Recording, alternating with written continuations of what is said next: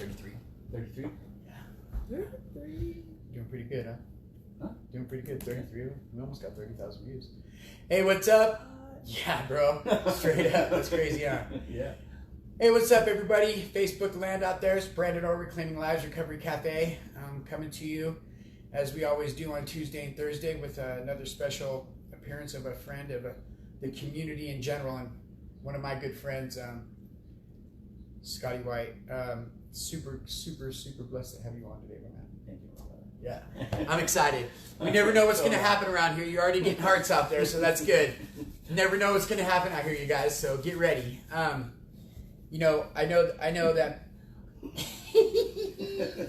I know that, like, when I first met Scotty, I seen something about him that was just amazing, and him and I went on a camp trip one time with a few of our buddies, and that was like, what a spiritual moment we had right there. Like, I already knew that you were an amazing man in what you did, but I didn't get to know you until then. Like, I felt like we really got to know who each other were. Didn't have the face-to-face yet. Yeah, right? We just heard, oh, this guy and this guy. You know? Right, dude. And it was just so, like, I cried, I laughed, I cried again, I laughed again.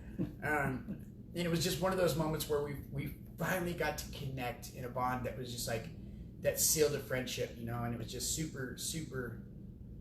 How many years ago was that? A couple years? 2 years ago. Yeah, a couple years. Yeah, 2 years ago.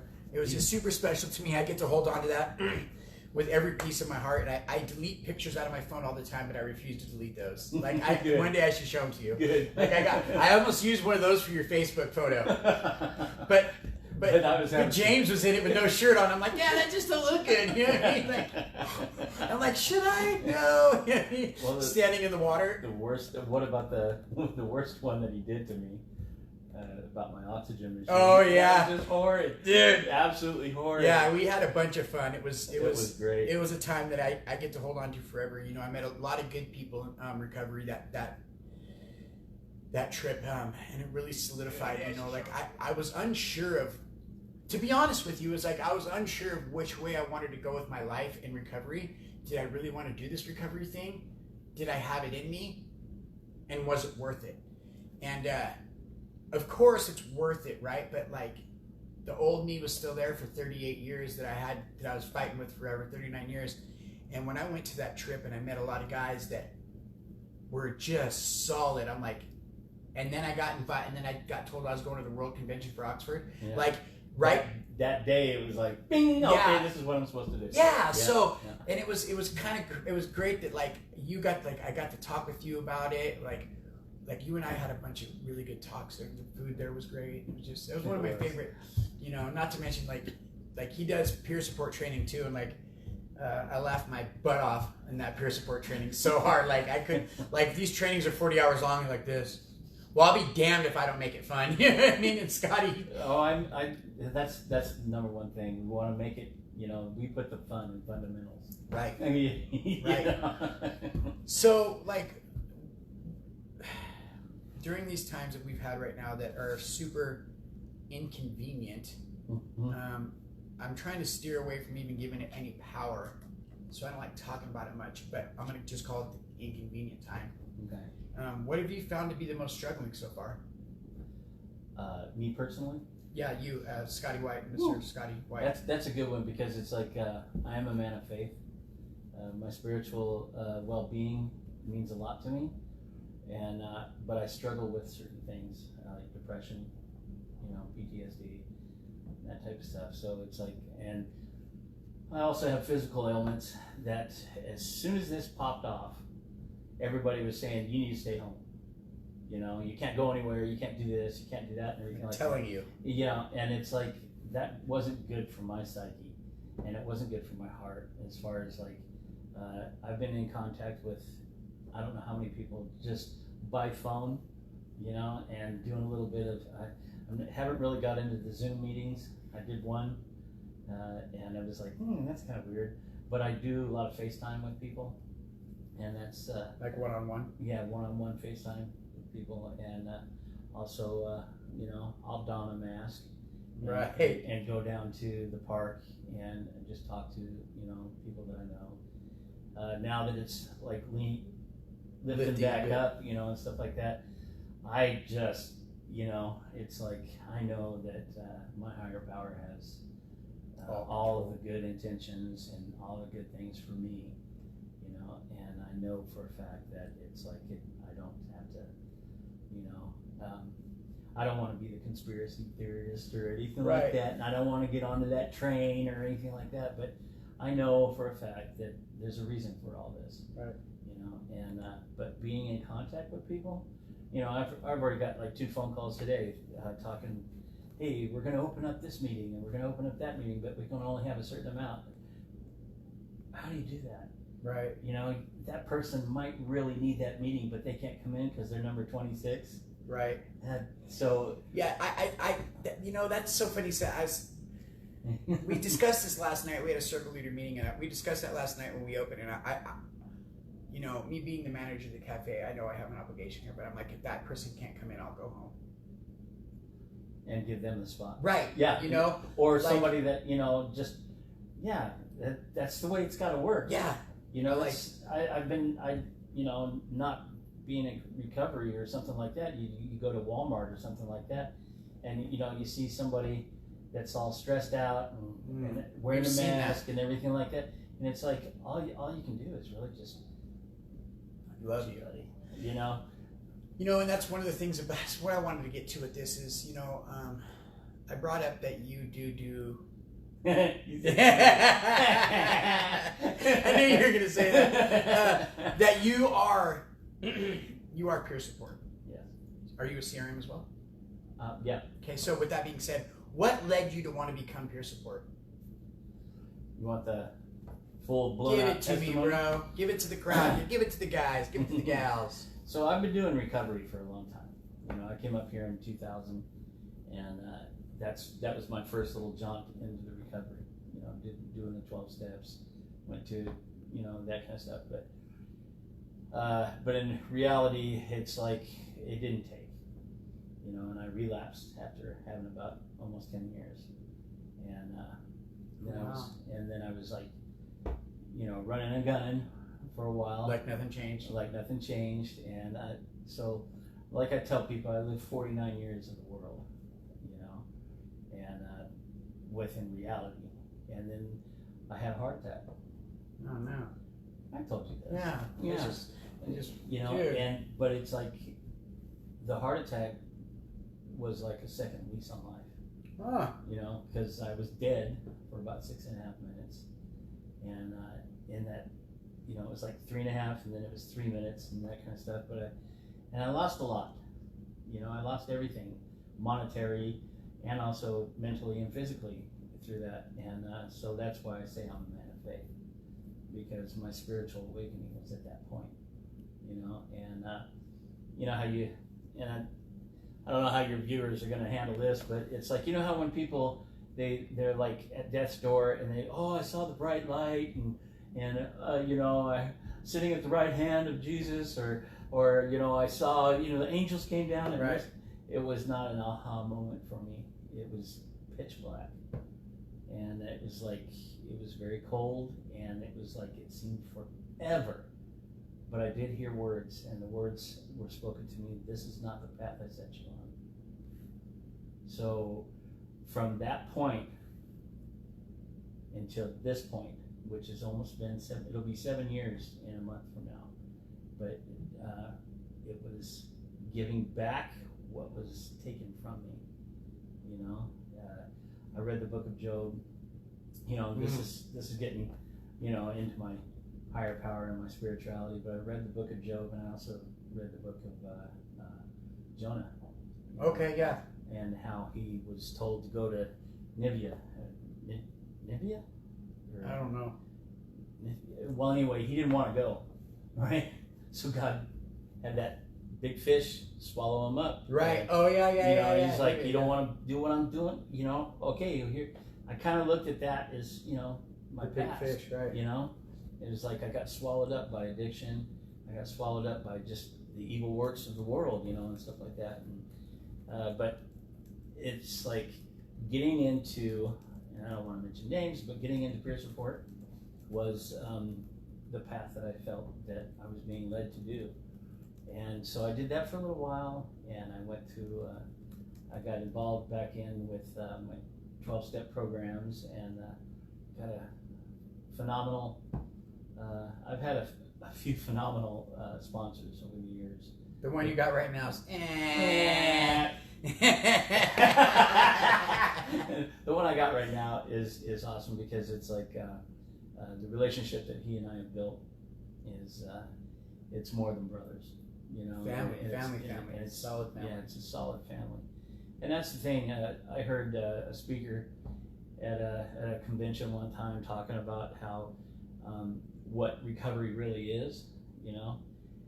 You have treatments, you have 12 steps and all that kind of stuff or anything, but what recovery really is developing relationships.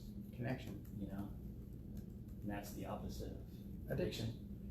Okay, but the number one thing that 12 steps and all that kind of stuff drive you, or should I say treatment centers, drive you towards is making connections, personal connections. Whether it be any pathway to recovery, Yeah. that's what the whole, you know, validity of it all is the connection part and Well, you know. Something that I've figured out in the past 7 years is my connection with myself, getting to know myself. Scotty White. That's been one of the biggest things. Learning myself, making connections with others, but main thing is making a connection with a higher power. Right. You Spiritual know, aspect. the spiritual aspect of it. Because I mean I could still be in recovery and still be that, pardon the French, but that douchebag, you know, that I used to be, you know, that angry person, that person that didn't know why I was doing that. But it came to full light, and it was like once I made that spiritual connection, that's when I knew I wanted to do what I do.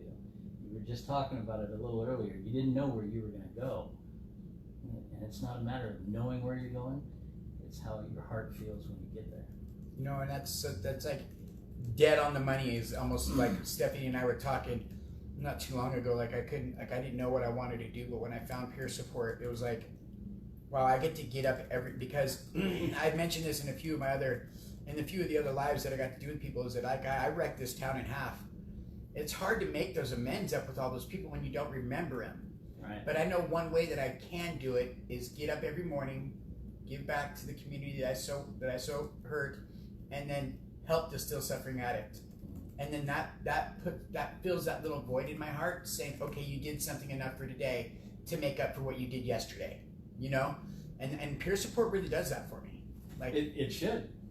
It does. Because being connected with the community that you are a part of that's where it's at. Mm-hmm. You know, it's like I've known a lot of people, you know, that still they claim to be in recovery and everything like that. But what are you doing for your recovery? Remember that? We literally just said that yesterday. What are you doing? We could say you can have all the clean time in the world, but what have you done with it? Yeah. You know what I mean? Like, what have you done with your clean time to help somebody that you gotta let them know, man. And then you look at the situation we're in right now. You know, it's like who is actually out there on the front lines and everything like that. And I got it, you know, without putting numbers on it and stuff, I would say more than half are somebody in recovery, you know, because they've been to hell, you know. So it's been through the mud, man. Being spiritual about how you live your life, you know, is a big thing, you know.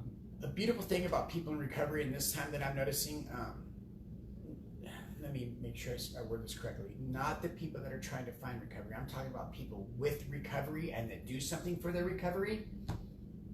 We adapt, man. Yes. Like, there's not much we can't get through. Like, and it was cool because Stephanie, with the same heart that I have, like, when this whole thing went down, we got busy. Okay, why are we going to stay open? Why do we need to do this? And like, what makes us essential? What makes us essential, right? like to our own selves, because the one thing we do is integrity, right? We don't want to have to be at work if we don't need to be at work. We want to make sure that we're following the guidelines.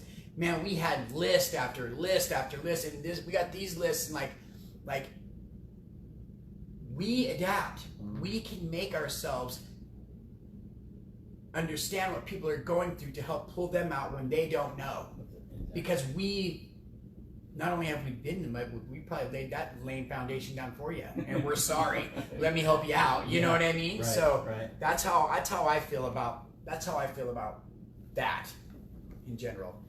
You know, you Scotty White, yeah, Scotty White, like, you know, like I remember when I first got into peer support, and I was watching you, and we were doing our little gigs, and I brought a couple people to you before I knew what I was doing to watch you, and like the way you hold yourself is very well. Like I think I learned how to listen by watching you, because I used to just run. Did I teach you how to love?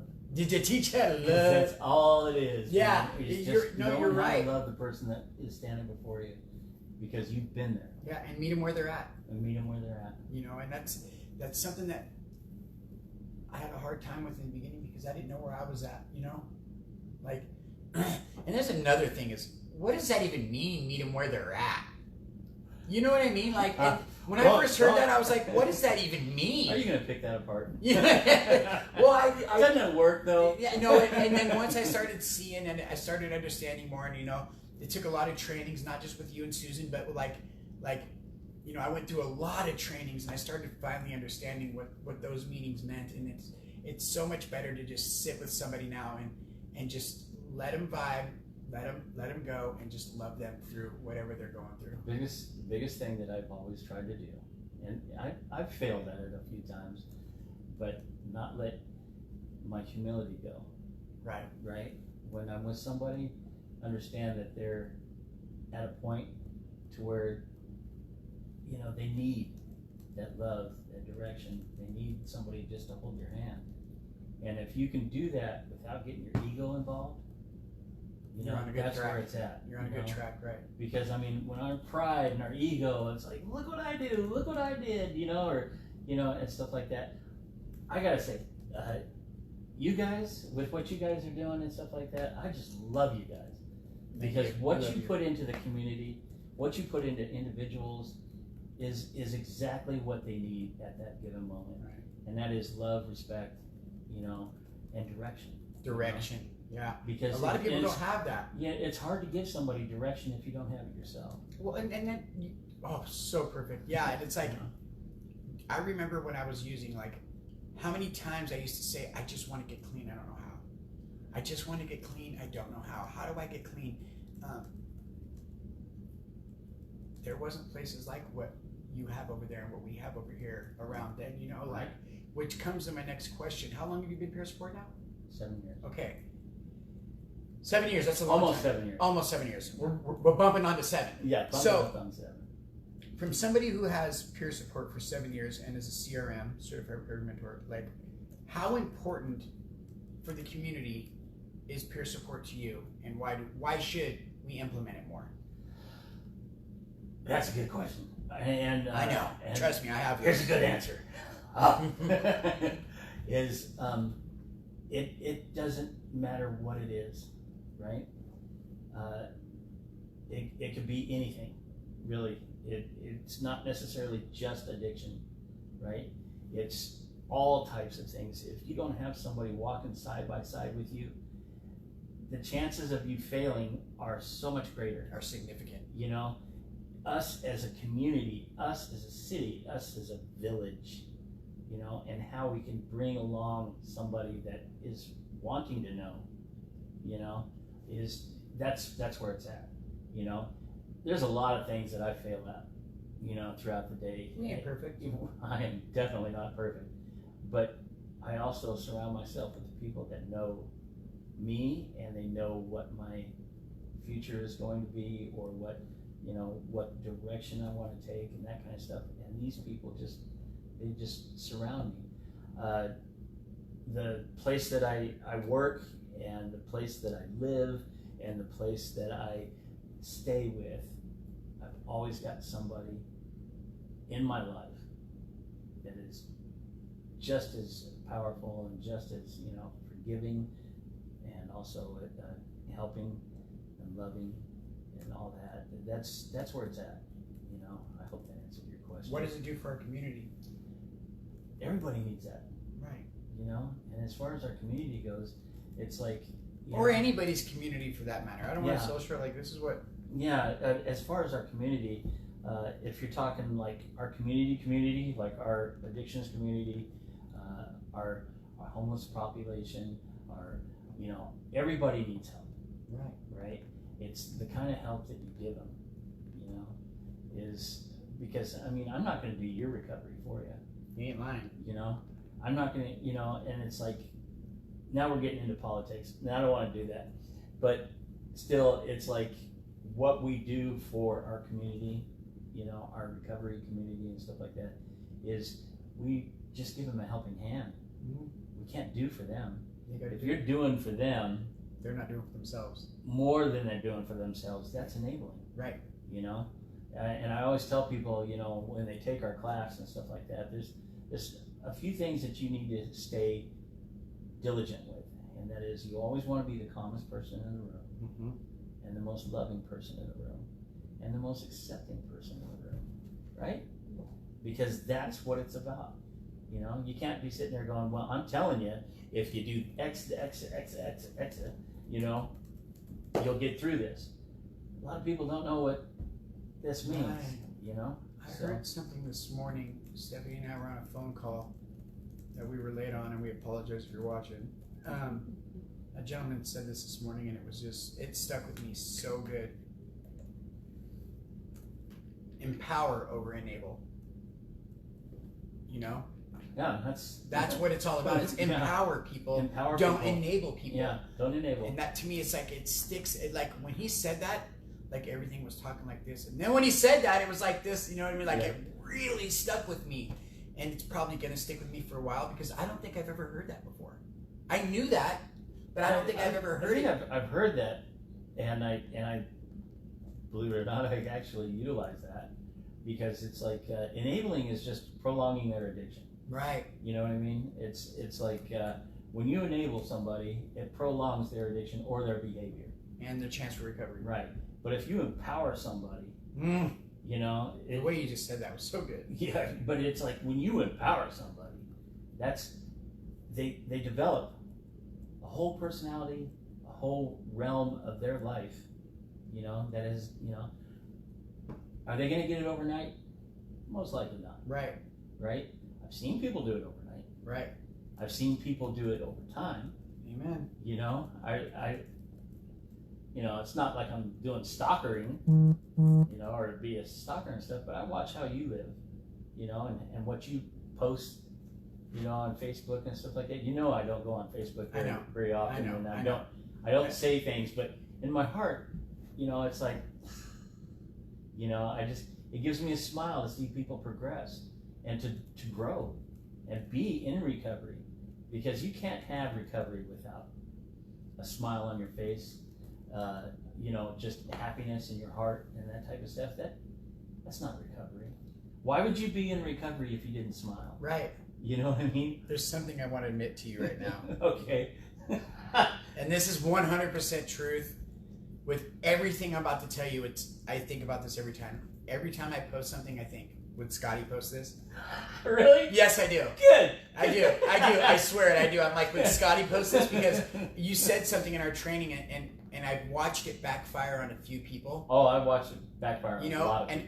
And it was about social media when you're doing peer support or working in this field in general, whether it's you're a CDAC, whether, you know, whatever it is, like, or even if you're just in recovery. Right. Because, you know, the newcomers are going to be watching. Yeah. You know? So I really thought long and hard about that. Like, I used to play games with my Mount Pitt brothers, and we used to hack each other's Facebooks. Well, I can't. Let's not do that no more, please, on my behalf.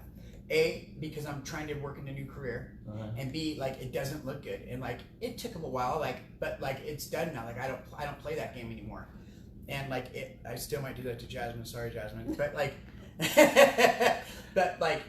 You know, that's like serious. Like when I go to social media, I think long and hard. I'm like, would Scotty post this? Or what would Scotty say? Like, we don't see each other often. You know what I'm saying? Like, as often as we should. Yeah. But like, we don't see each other often, and it's like I always think, like, from when we were in that training, like, social media can really backfire, which we've seen on a few of our fellow peer supports and fellow friends in the community, where Facebook, social media in general, has tangered what they've got going on. You know what I mean?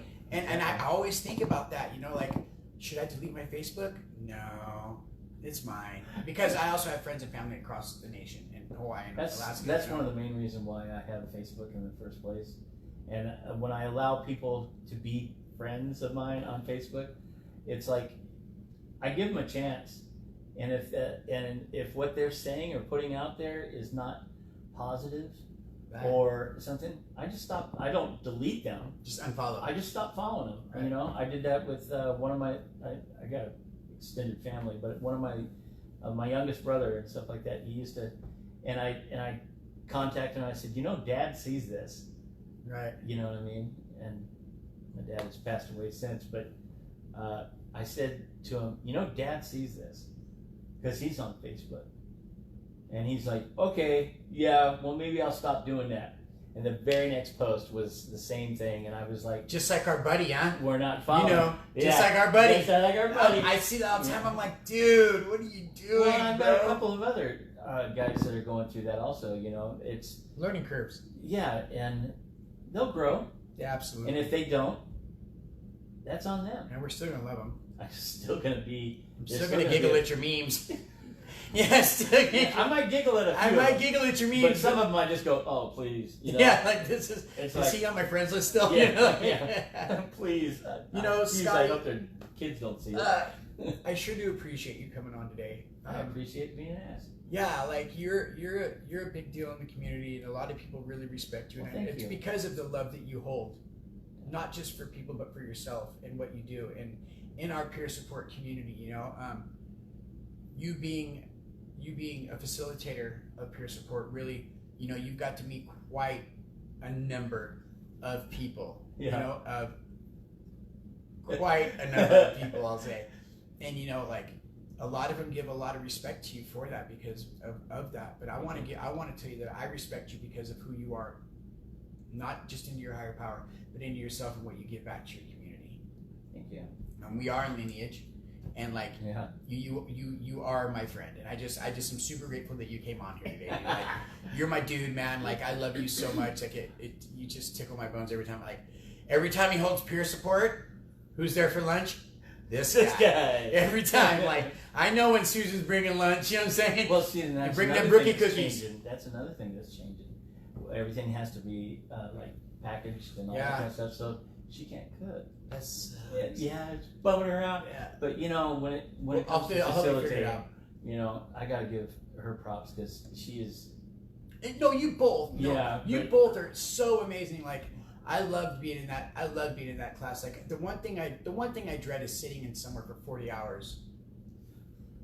But you guys made it good, you know, and I was informational. That's the whole thing about it. It's And with the bug. Yeah, and in the beginning, I wasn't sure peer support's what I wanted to do until I was done, and I watched the resources come in, and I'm like, okay, like, I really want to figure out how I can do this for the rest of my life. Like, how, even if whether I got paid or not, like, this is something I want to do for the rest of my life.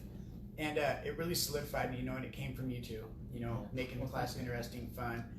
Tortillas, you know what I'm talking about. Yeah. You know, and it's just like, you know. Yeah. So before we wrap this up, do you have anything that you want to say or anything? Or how about to anybody that may not know what their next step in life may be, how about a peer support moment to the camera? To the camera. And to all you listeners out there, if you feel like giving up, don't. Because tomorrow is another day. And if you have any questions about being in recovery, or even, it doesn't matter what it is, you can always call you guys down here at Reclaiming Lives and Recovery Cafe, and you can always call me, Scotty, personally. And you guys, most of you know my number. You can always find me on Facebook for Scotty White. But it's picture from 1997 with a flip phone. I know, right? And I was so skinny. Sorry, but I don't want to change that because that's who I used to be, and I don't want, I don't want to change. So, I see a bunch of little hearts. Are people watching this? Oh yeah. How many people you got watching? This is live right now, bro. I'll let you know when it's all over how many views we got. That's what you guys, you're not looking at it, or are you doing something else? I just can't tell. I'm not very yeah, good. don't. So you guys, you know, the reason we asked him on here today, more than anything, not only because he's a friend of the community, but like the knowledge this man holds is monumental, and he's been doing a lot of work on himself, and the work that he's done has been implemented in his recovery over and over again. He does hold a spot in our hearts. He holds a spot in the recovery community's hearts, and the things you do in our community, it stands out. So if you feel, Scotty, like what you're doing isn't significant, I want to let you know, like, I wouldn't be sitting where I'm at right now if it wasn't for you, bud. Thank you. Like, you know, both of you guys are just in my heart. Yeah. And everything that you guys do is in my heart, and that's the honest to God truth. You know, it's. I mean, earlier when we opened up in prayer and stuff like that, I can just feel, you know, and that's just means so much to me. And I appreciate you guys having me on. Yeah, we love you. And like I said, if you guys have any questions, like you said, you guys have any questions, there's somebody out there that's just struggling, that doesn't know heads or tails of it, and you guys aren't sure what to do next. Or if you know somebody. Yeah, or if you know somebody, you know my name, Brandon Orr, you know where I work, Reclaiming Lives Recovery Cafe. My phone number is 541-890-0590. Please do not feel afraid to call. I'm here anytime, any day, any night. Like, it doesn't matter to me. This is what I do, and this is the path I chose and the career that I'm choosing to follow for the rest of my life. So I'm here for you guys. And if you guys have any questions, get at me. Love ya. God bless.